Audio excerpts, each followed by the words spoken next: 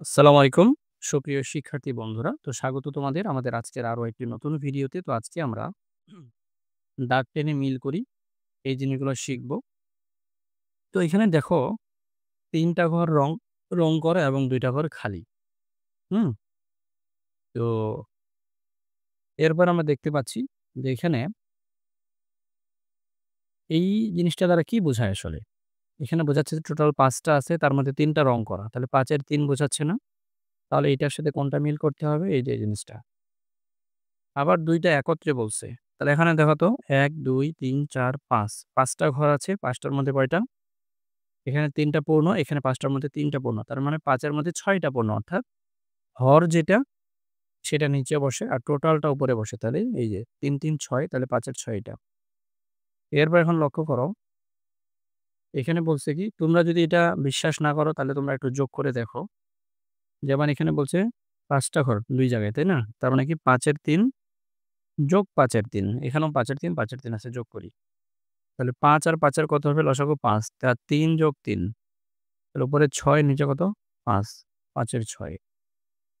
তাহলে এটা হচ্ছে উত্তর। এখন এরপরে বলেছে কি? যে এখানে হচ্ছে কয়টা আমরা দেখতে পাচ্ছি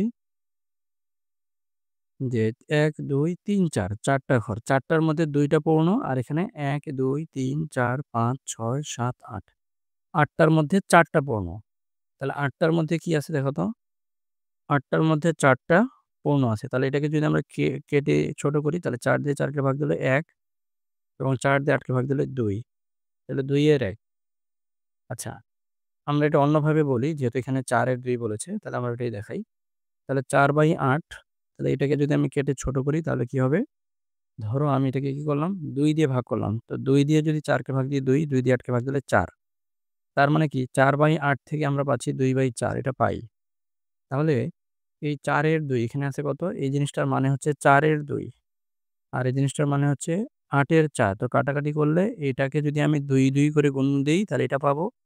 আবার এটাকে যদি আমি ২ দিয়ে ভাগ দিই তাহলে এটা পাবো। তাহলে এরা হচ্ছে সমতুল। আরেকটু দেখো ছবিতে সমান, সমান ঘর, সমান জায়গা। এখানে যতটুকু পূর্ণ এখানেও ততটুকু পূর্ণ। তাহলে আমরা কিন্তু এখান থেকে বুঝতে পারলাম যে এরা হচ্ছে সমতুল ভগ্নাংশ। এরপর লক্ষ্য করো, এখানে দেখো ৪ টা ঘর আছে। ৪ টার মধ্যে হ্যাঁ? ৪ টার মধ্যে ৪ টাই পূর্ণ। তো ৪ দিয়ে ৪ কে ভাগ দিলে কি ১। তো ১ কি পূর্ণ সংখ্যা না? তাহলে এই যে এখানে ১ হচ্ছে। তাহলে প্রিয় শিক্ষার্থী বন্ধুরা আমরা আশা করছি যে এই দাগ টেনে মিল করিটা পারবো। চলো এবারে আমরা দেখার চেষ্টা করি যে কি নিচে কিছু ভগ্নাংশের লব এবং হর দেওয়া হলো। ভগ্নাংশগুলো আমরা এবারে লিখব। বলছে যে লব হচ্ছে ৭, হর হচ্ছে ১৩। তাহলে আমরা জানি হর ১৩ নিচে হবে, ৭ টা উপরে হবে। হর বলছে ১১। তাহলে ১১ হচ্ছে এখানে আর উপরে হচ্ছে কত হবে? ৭ হবে। তাহলে এবার লব বলছে ৯। তাহলে লবটা ৯ উপরে হবে আর হর বলছে ১৭ নিচে হবে। হর হচ্ছে ১২। তাহলে এই যে নিচে ১২ হবে, লব হচ্ছে ৫।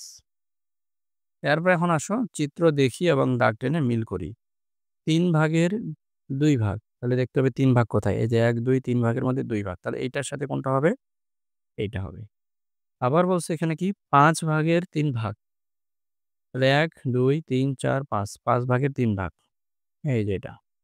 এবার বলছে এখানে ১, ২, ৩, ৪, ৫, ৬। তাহলে ৬ ভাগের ১ ভাগ। এই যে ৬ ভাগের ১ ভাগ। এবারে দেখো এটা তো করেই দিছে। ৪ ভাগের ৩ ভাগ। ৪ ভাগের ৩ ভাগ এই যে। তো আমাদের কিন্তু এটাও হয়ে গেল। এখন বলছে যে নিচের ভগ্নাংশগুলোর জন্য ৩ টি করে সমতুল ভগ্নাংশ লিখি। তাহলে এখন দেখো আমি শিখাইছি তোমাদেরকে সমতুল ভগ্নাংশ কিভাবে বের করতে হয়। তাহলে ২/৩ আছে।